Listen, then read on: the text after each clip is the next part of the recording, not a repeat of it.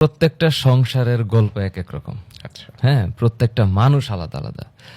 আপনার কাছে আমি আপনাকে কিভাবে বোঝাই, প্রতিটা ফ্যামিলি ইউনিক, প্রতিটা ফ্যামিলির গল্প ইউনিক। বাবা মা সবসময় যে সাপোর্টিভ তা না, বাবা মা অনেক ক্ষেত্রে ডিস্টার্বিং ইন টার্মস অফ স্টুডেন্টের বা ওই সন্তানের ভবিষ্যৎটাকে কিভাবে ঠিক করতে হবে এটা বাবা মা অনেক ক্ষেত্রে জানে না। আবার সবাই না, মানে তাহলে তো পৃথিবীর সব বাবা মা, আচ্ছা পৃথিবীর সব বাবা মা সন্তানের ভালো চায়, কিন্তু আপনি যদি তাকে জিজ্ঞেস করেন সে কি করলে ভালো হবে, এটার উত্তর অনেক বাবা মা দিতে পারবে না। ওনারা মনে করে যে লেখাপড়া করলেই ভালো হবে। বাট এখনকার প্রেক্ষাপট যেহেতু আলাদা, আমি অনেক সন্তানকে দেখেছি যারা বাবা মার চাপে পড়ে, বাবা মার তা নাহলে তো ওই যে প্যারেন্টিং শব্দটা আসতো না, তাই না? তো প্যারেন্টিং শব্দটা এই কারণে আসছে যে গুড প্যারেন্টিং এটা কি ওয়ার্ড একটা বাচ্চার জন্য। বাবা মা যদি সন্তানের সাথে অকথ্য ভাষায় গালাগালি করে এবং সন্তানের প্রতি শুধু চাপ দেয়।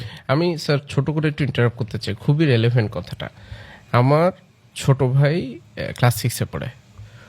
ও মোটামুটি যেখানে কোচিংয়ে পড়াশুনো করে সেই কোচিংটা ওই এলাকার ভিতরে বেশ কম্পিটিটিভ, এবং সেখানেও মোটামুটি ধরেন সবসময় 4-5 বা এরকম একটা সিরিয়ালের ভিতরে থাকে, উইকলি যে পরীক্ষা হয়। তারপরেও ধরেন আমার আম্মুর একটা কমপ্লেন যে ও ঠিকঠাক মতো পড়ে না।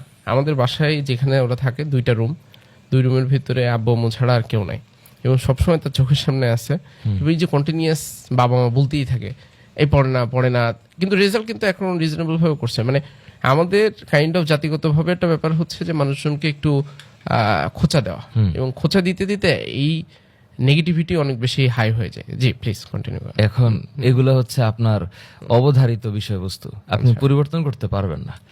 এই যেই ছেলে বা মেয়েটা চিন্তা করতেছে তার ভিতরে পটেনশিয়াল আছে বা সে একটু ভিন্ন প্রকৃতির, ধরেন একটা ছেলে বা একটা মেয়ে সে একটা স্বপ্ন দেখতেছে এবং সে চিন্তা করতেছে যে সে ওইটা অ্যাকিউর করতে পারবে, কিন্তু বাবা মার কাছে এটা মনে হয় আরে আসলে এটা কি হবে, তুই ডাক্তার ইঞ্জিনিয়ার হবি, তার কনটেক্সটের সাথে চিন্তা। হ্যাঁ, তো বাবা মা চিন্তা করে তার জায়গা থেকে, বাবা মা চিন্তা করে ওনারা যা দেখে আসছে তার বাইরে তো ওনারা কিছু দেখে নাই, কিন্তু বাবা মা যতটুকু দেখে আসছে, বাবা মার যতটুকু জ্ঞান, ওই জ্ঞানের বাইরেও তো জ্ঞান আছে। এখন ওই জ্ঞানের কোনো অংশ যদি ওই ছেলে মেয়ে পায় এবং ও যদি ওর ভবিষ্যৎটাকে ওই দিকে ডিরাইভ করতে চায়, তখন তো বাবা মা তো তার জ্ঞানের বাইরে হচ্ছে গল্প।